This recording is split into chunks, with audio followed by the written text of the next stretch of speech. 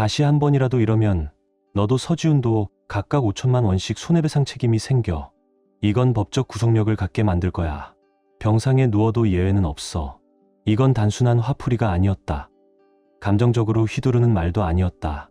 그녀가 한 번 더 날 배신한다면 나는 그때처럼 조용히, 하지만 그보다 훨씬 차갑게 끝낼 생각이었다. 사랑하던 아내의 얼굴을 정면으로 바라보며 합의서라는 단어를 꺼내는 순간 누군가는 그걸 이해하지 못할지도 모른다. 하지만 나는 그날 그렇게밖에 할 수 없었다. 배신은 사랑보다 깊게 사람을 파고든다. 그리고 두 번째 배신은 사랑이 아닌 정의의 이름으로 반격해야 할 대상이 된다. 그녀는 떨리는 손으로 서명했고 그 남자는 고개를 숙인 채 도장을 찍었다. 그렇게 한 페이지가 끝났고 나는 그 방을 조용히 나왔다. 그로부터 1년 반, 겉보기엔 아무 일도 없었던 듯한 시간. 우린 다시 평범한 부부인 척 살아갔다. 하지만 나는 알고 있었다. 사람은 쉽게 변하지 않는다는 걸.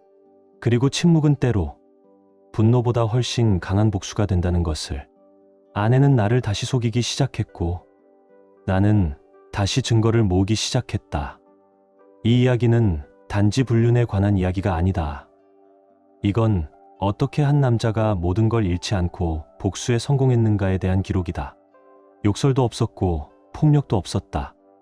나는 그냥 기다렸고 기록했고 마침내 끝냈다. 이제부터 당신은 그 과정을 보게 될 것이다. 어떤 고요함이 어떻게 사람을 무너뜨리는지. 하지만 마지막에 과연 정의만으로 사람은 구원받을 수 있을까?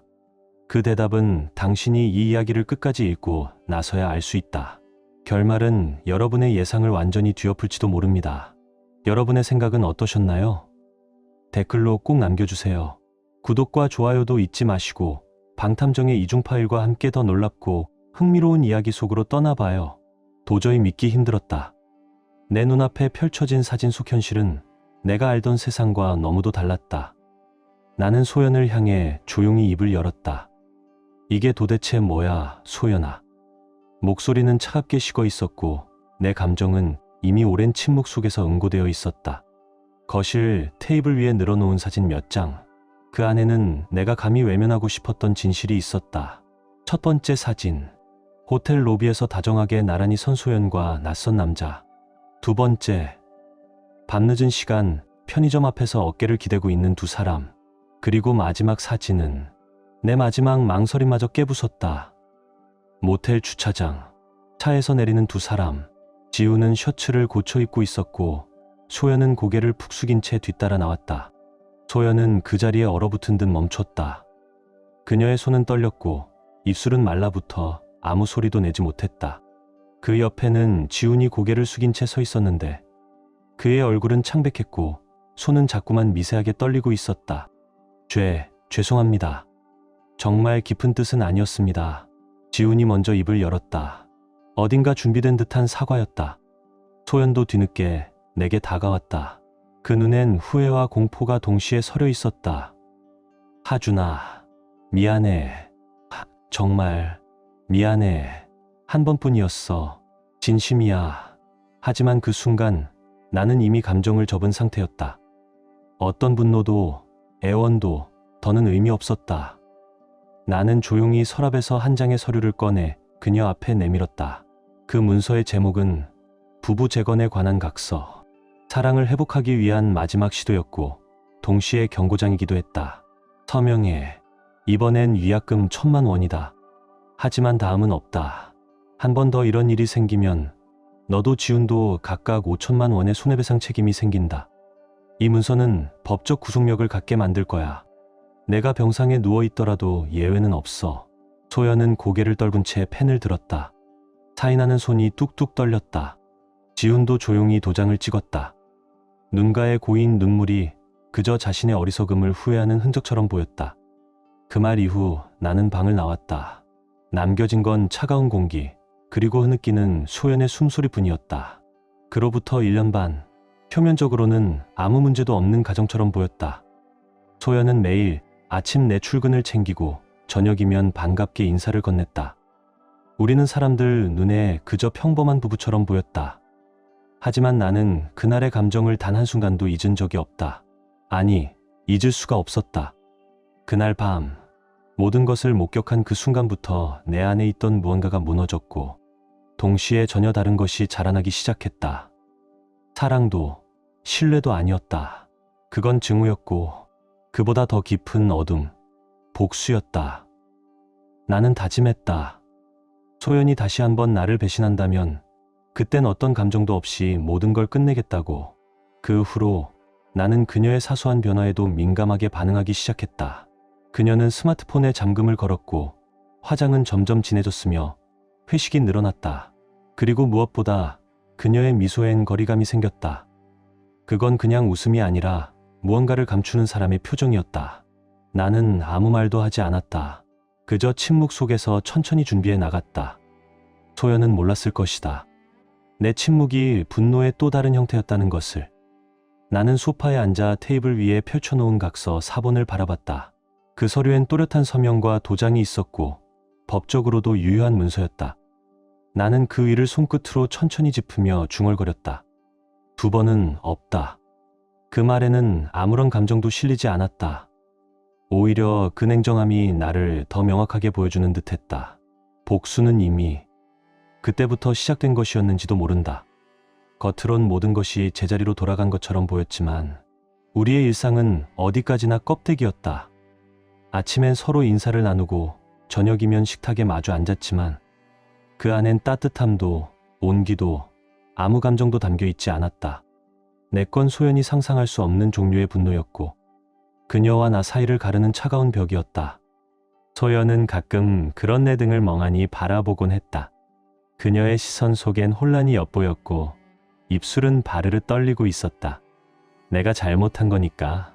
하지만 왜 이렇게 아무 말도 안 할까? 마치 그렇게 혼잣말하듯 그녀는 나를 이해하려 애쓰는 척했다. 그러던 어느 날 밤, 조용히 충전 중이던 그녀의 스마트폰 화면에 알림 하나가 떴다. 요즘 잘 지내시죠? 이상한 뜻은 없어요.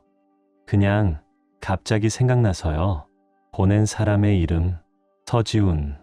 그 이름이 화면 위에 떠오른 순간 나는 고개를 돌려 눈을 감았다. 놀랍지도 않았다. 그저 예상보다 조금 이른 시점이었다고 느껴졌을 뿐이다. 소연은 아무런 답장 없이 그 메시지를 읽음 처리했다. 그러나 그날 밤 그녀는 뒤척이며 좀처럼 잠들지 못했다. 다음 날 아침 그녀는 평소보다 이른 시간에 거울 앞에 섰다. 평소보다 조금 더 짙은 아이라인을 그리고 화장대 깊숙이 넣어두었던 붉은 립스틱을 꺼내 조심스럽게 입술에 발랐다. 나는 식탁에 앉아 신문을 읽던 중 고개를 살짝 들어 그녀를 바라보았다. 하지만 아무 말 없이 다시 신문으로 시선을 내렸다. 소연은 그 순간 눈치를 살피며 안도하는 표정을 지었다. 들키지 않았어. 그 짧은 안심이 그녀에게 또 다른 쾌락을 허락했다. 죄책감과 욕망 사이 그녀는 어김없이 쾌락을 택했다. 지훈의 연락은 그 이후로도 계속되었다. 소연 씨, 그때처럼 다시 즐겁게 지내보고 싶어요. 몸적인 관계는 물론 아니고요. 그냥 그때가 자꾸 생각나네요. 남편분도 이제 좀 풀리셨겠죠? 처음엔 무시하던 소연도 결국 답장을 보내기 시작했다. 나도 많이 반성했어. 근데 한번 무너진 건 다시 되돌릴 수 없잖아.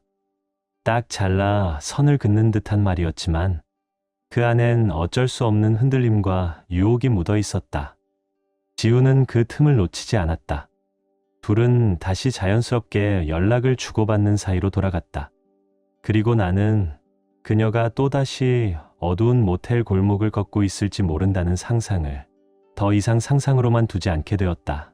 그날 밤 소연은 업무상 미팅이라며 외출했고 지훈과 함께한 공간은 과거 그들이 자주 찾던 모텔이었다.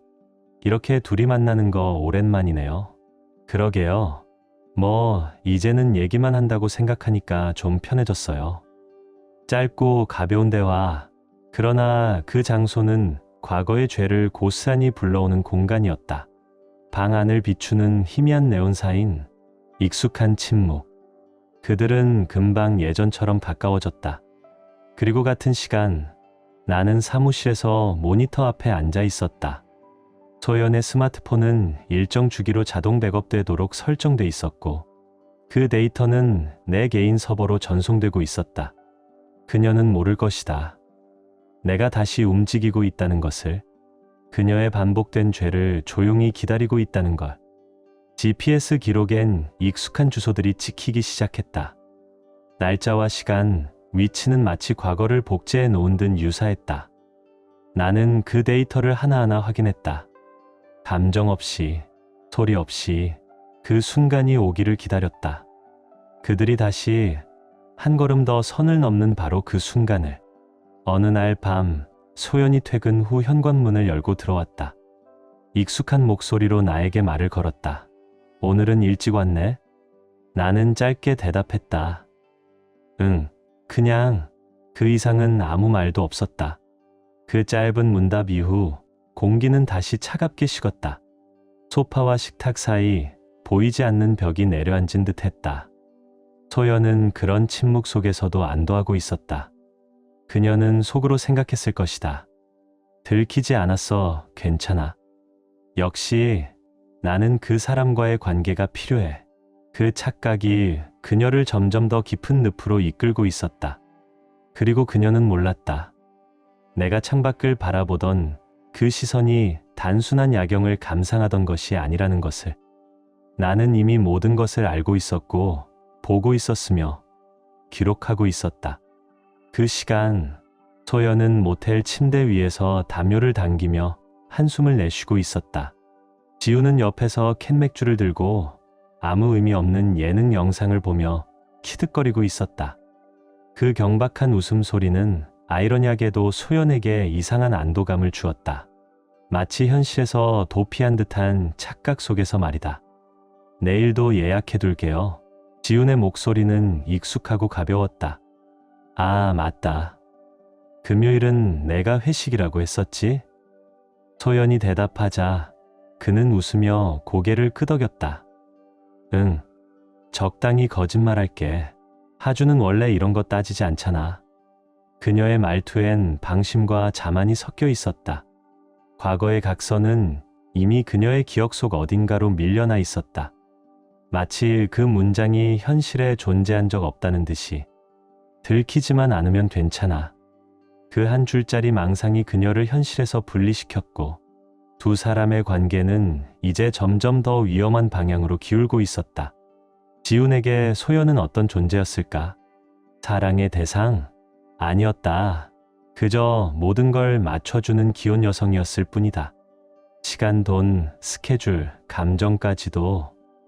필요할 때면 업무 스트레스를 털어놓고 가끔은 간식까지 챙겨주는 편한 상대. 그 이상도 이하도 아니었다. 있잖아. 나 진짜 소연 씨 소중하게 생각해요. 알죠? 지훈의 말에 소연은 짧게 웃으며 고개를 끄덕였다. 그렇게 말해줘서 고마워. 이렇게 자주 보는데 안 그럴 수 없죠. 대답은 빠르고 자연스러웠다. 그러나 그 안엔 진심이라 부를 만한 무게는 없었다. 소연도 알고 있었을 것이다. 하지만 그럼에도 불구하고 그녀는 괜찮다고 느꼈다. 아니, 그렇게 믿고 싶었을 것이다. 나에게 매일 외면당하고 무시당하는 삶보다는 거짓이라도 자신을 여자로 대해주는 지훈과의 시간이 조금은 더 인간적으로 느껴졌던 모양이다. 그들의 관계는 어느덧 일상의 일부가 되어 있었다. 점심시간이면 카카오톡이 오고 갔다. 오늘은 칼퇴 가능할까? 6시, 늘 가던 편의점 앞에서 봐요. 새로 생긴 곳인데 침대가 좋대요. 가볼래요? 새로 생긴 곳인데 침대가 좋대요. 가볼래요? 새로 생긴 곳인데 침대가 좋대요. 가볼래요? 소연은 그것을 받는 순간 손끝에서 핏기가 사라졌다. 봉투의 묵직한 무게가 현실이라는 이름의 망치처럼 그녀를 내리쳤다. 그 안엔 이렇게 적혀 있었다. 합의서에 따라 불륜의 재발이 확인되었기에 위약금 5천만 원의 지급을 청구합니다. 첨부된 증거는 압도적이었다. 카카오톡 메시지, 대화 내역, 호텔 출입 기록, GPS 위치 추적 기록, 사내 감찰팀의 공식 보고서. 소연은 그 자리에서 주저앉을 뻔했다. 설마 이 정도까지 모든 게 확보돼 있을 줄은 몰랐던 것이다. 자신의 어리석음을, 지나치게 가볍게 생각해왔던 것을 그제서야 뒤늦게 깨달은 듯했다. 들키지만 않으면 괜찮아. 그 달콤한 착각이 결국 모든 것을 무너뜨렸다. 같은 날 지훈의 책상 위에도 똑같은 내용 증명 우편이 도착했다. 봉투를 열자마자 그의 얼굴은 벌겋게 달아올랐고 당황한 듯 주변을 의식하며 벌떡 일어섰다.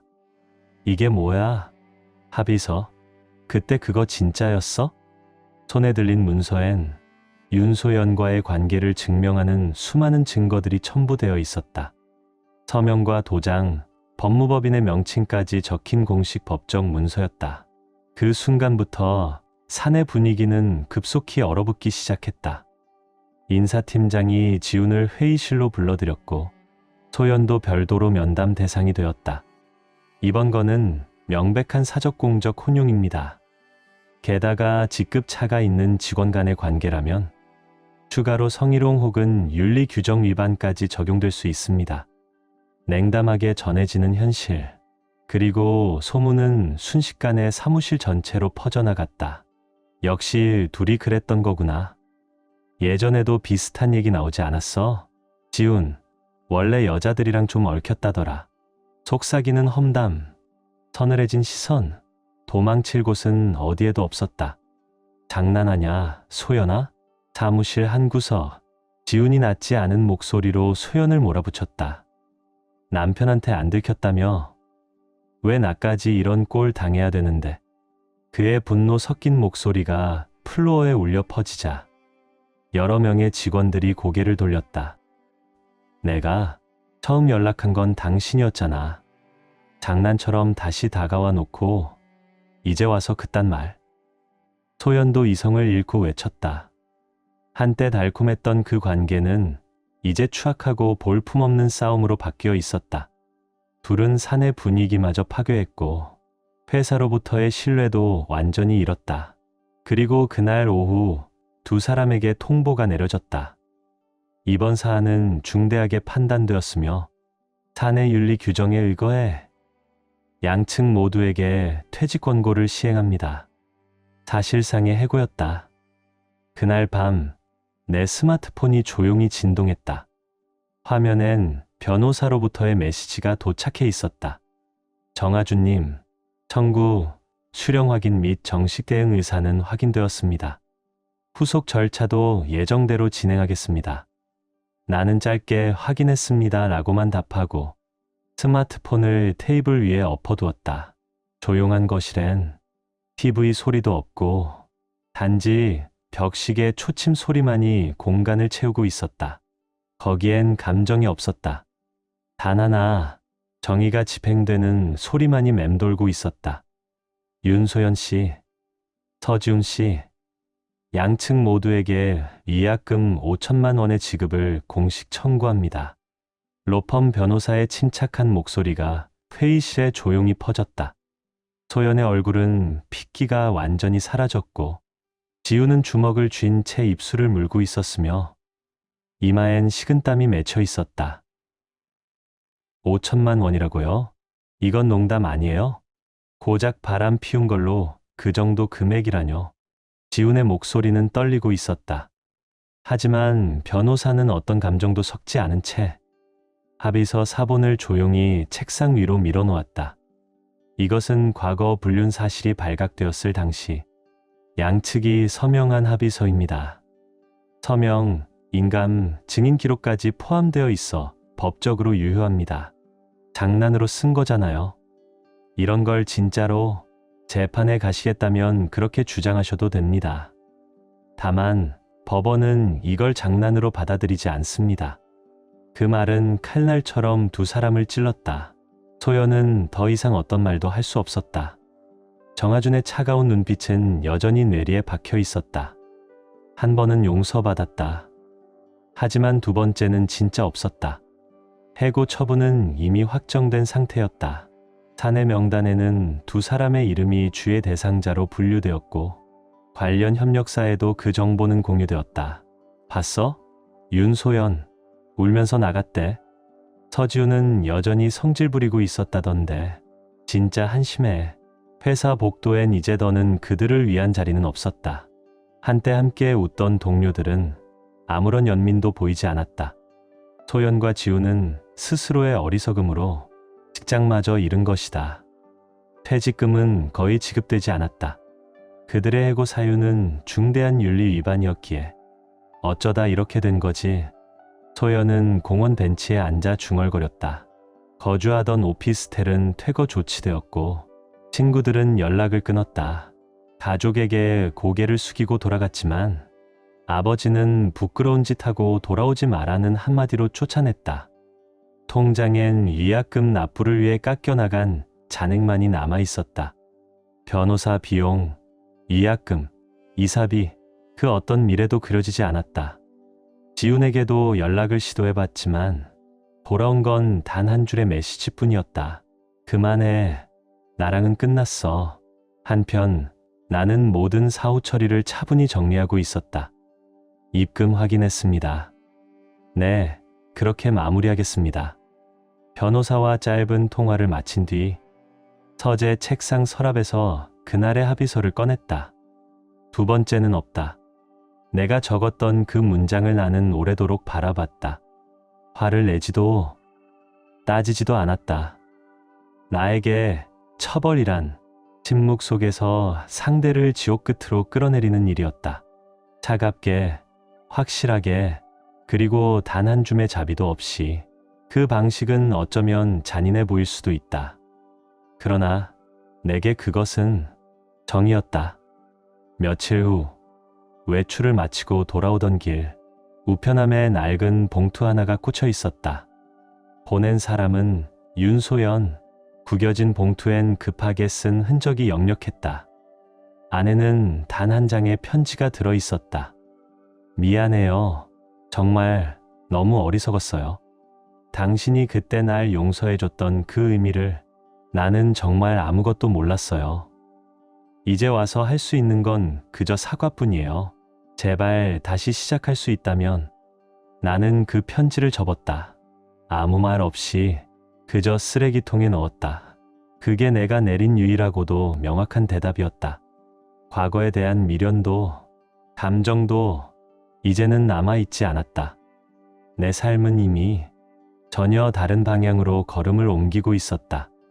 소연은 지금 편의점 뒷골목에 놓인 오래된 벤치에 앉아 있었다.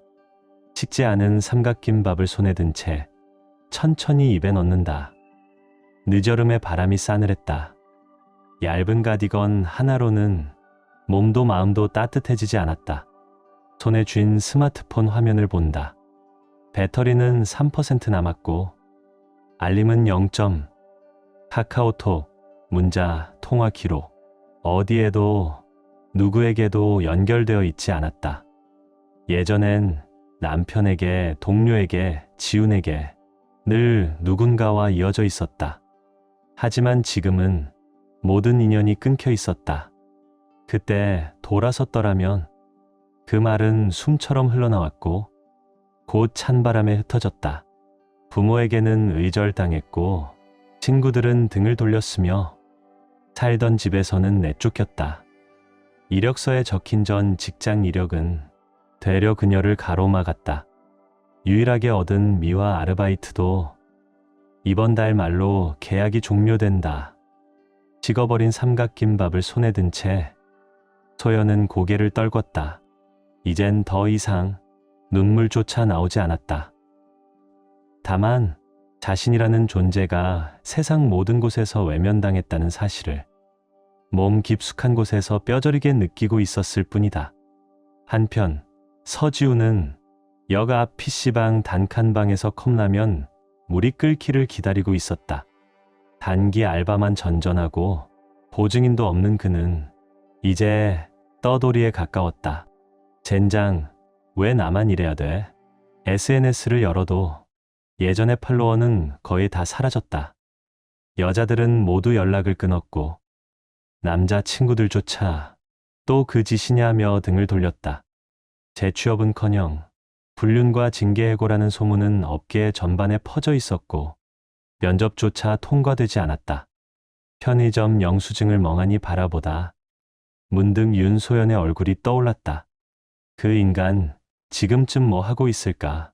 잠깐이라도 연락을 해볼까 하는 자신의 생각에 혐오감이 들었고 지우는 컵라면 뚜껑을 힘껏 눌러 덮었다. 진짜 한심하네. 그 무렵 나는 거래처와의 저녁 식사를 마치고 식당을 나서는 길이었다.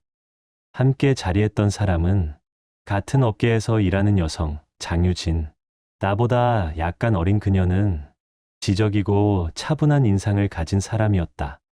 오늘 함께 해주셔서 감사합니다. 아니요, 제가 더 즐거웠어요. 일 이야기 빼고 이렇게 대화한 게 참 오랜만이라서요. 우리는 조용히 나란히 밤의 인도를 걸었다. 그녀가 문득 물었다. 정하준 팀장님, 이혼하셨다고 들었는데 괜찮으셨어요? 나는 아주 짧게 웃으며 말했다. 네, 괜찮습니다. 이미 오래된 일이니까요. 한 번은 용서했었죠. 하지만 사람은 쉽게 변하지 않더군요. 그렇군요. 유진은 고개를 살짝 끄덕였다. 나는 그녀의 옆모습을 조용히 바라봤다. 하지만 지금은 새로운 시간이 있잖아요. 그거면 충분해요. 식당의 불빛이 점점 멀어지고 우리의 그림자는 길게 늘어나고 있었다. 귀가 후 나는 거실 소파에 앉아 위스키 한 잔을 들었다. 문득 그때의 합의서가 떠올랐다. 소송까지 가지도 않았고 모든 건 내가 세운 계획대로 끝났다. 누구에게도 소리치지 않았고 그 어떤 욕설도 없었다. 그저 조용히 정확하게 두 사람을 파멸로 끌어냈다. 두 번째는 없다. 그건 내가 직접 썼던 문장이었다. 그리고 지금도 그 문장은 가슴 어딘가에 남아 있었다.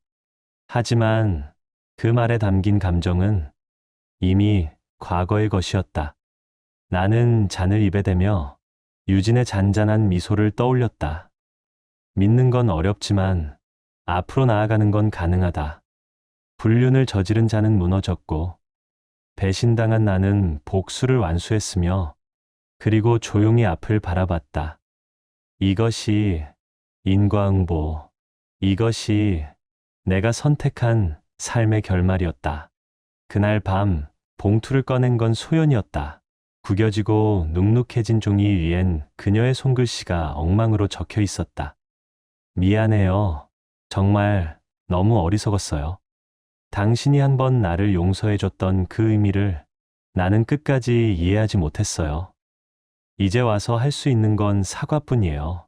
만약 다시 시작할 수 있다면 단 한 번만이라도 나는 그 편지를 읽었다. 한 글자도 놓치지 않고 처음부터 끝까지. 그 후 편지를 천천히 접어 쓰레기통에 넣었다. 그게 나의 대답이었다. 말 한마디 필요 없었다. 그 순간 나는 깨달았다. 이제 그녀에게 줄 감정이 단 하나도 남아있지 않다는 것. 1년 전만 해도 나는 그런 사람이 아니었다. 소연의 웃음에 마음이 녹았고 작은 변화에도 불안해하며 그녀를 이해하려 애썼다. 하지만 그녀는 그걸 배신으로 되돌려줬다.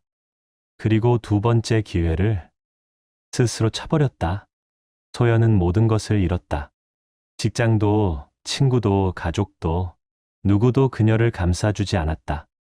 친정아버지는 다시는 오지 마라는 한마디로 등을 돌렸고, 친구들은 침묵으로 거리를 두었으며, 마지막까지 남아있던 지움마저 그만하자는 문자 한 줄로 모든 걸 끊어냈다. 그녀는 이제 어디에도 속하지 못한 사람이었다. 지훈도 다르지 않았다. 업계에서 그들의 이름은 윤리 위반 퇴직자로 낙인 찍혔고 어떤 회사도 그들을 받아주지 않았다. SNS에 올리는 사진엔 예전처럼 달려드는 댓글도 응원도 좋아요도 없었다. 그는 결국 역 앞 PC방에서 컵라면으로 끼니를 때우는 삶으로 추락했다. 왜 나만 이래야 하지? 그가 중얼거리며 화를 냈지만 그에겐 더는 탓할 대상이 없었다. 모든 건 그들 스스로가 택한 길이었다. 그리고 나는 지금 조용히 새로운 시간을 살고 있다. 직장은 변함없이 바쁘고 사람들과의 관계도 조용하고 단정하다. 가끔은 장유진과 커피를 마시며 그녀의 조용한 웃음 속에서 뭔가 이상하게 평온한 감정을 느낄 때가 있다. 우리는 특별한 말 없이도 서로가 조심스럽다는 걸 안다. 그녀도 상처를 가진 사람이고 나도 마찬가지다. 그래서 오히려 우리 사이엔 억지로 끌어당기려 하지 않는 느슨한 온도가 있었다. 그게 지금의 나에겐 충분했다. 어느 날 퇴근 후 소파에 앉아 위스키를 한 잔 따랐다. 창밖으론 도시의 불빛이 반짝였고 창문을 스친 바람엔 조금씩 가을 냄새가 섞여 있었다. 나는 서랍에서 예전에 썼던 그 각서를 꺼냈다. 두 번째는 없다. 내가 직접 적었던 그 문장. 그 말이 그때의 나를 지금의 나로 만들었다. 나는 그 문장을 천천히 찢었다. 쓸모없어진 법적 서류가 아니라 이제는 더 이상 감정적으로도 남아있지 않아도 되는 과거의 조각이었기 때문이다. 누군가는 내 방식을 두고 잔인하다고 말할지도 모른다. 분노도 울분도 소란스런 말 한마디 없이 사람 하나를, 아니 두 사람을 끝까지 무너뜨렸으니까. 하지만 나는 믿는다. 이것이 정이었다고. 진심으로 사랑했던 사람에게 두 번까지 배신당하고도 그저 용서로 넘어가는 세상은 그 누구에게도 교훈을 남기지 않는다. 소연은 내게 상처를 줬고 나는 그 대가를 정확히 치르게 했을 뿐이다. 나는 복수로 끝내지 않았다. 그저 이야기를 끝냈을 뿐이다. 그 이후는 나의 몫이고 내 삶은 이제 과거가 아닌 앞을 바라보는 시간으로 채워질 것이다. 하루가 또 지나간다. 그리고 나는 오늘도 조용히 살아간다. 지금 당신의 마음은 어떤가요? 이야기를 읽으며 떠오른 감정이나 생각이 있다면 댓글로 나눠주세요. 당신의 진심 어린 한마디가 누군가에겐 큰 위로가 될 수 있습니다. 이 짧은 이야기 속에 작은 온기나 있고 진한 감정 하나라도 담겨 있었다면 그것만으로 이 이야기는 충분히 의미 있는 시간이었을 거예요. 좋아요와 구독 그리고 공유는 이런 따뜻한 이야기가 더 많은 사람의 하루에 조용히 스며들 수 있는 힘이 됩니다. 함께 해주셔서 고맙습니다. 당신의 하루에도 조용한 평안과 따뜻한 사람이 함께하길 진심으로 바랍니다.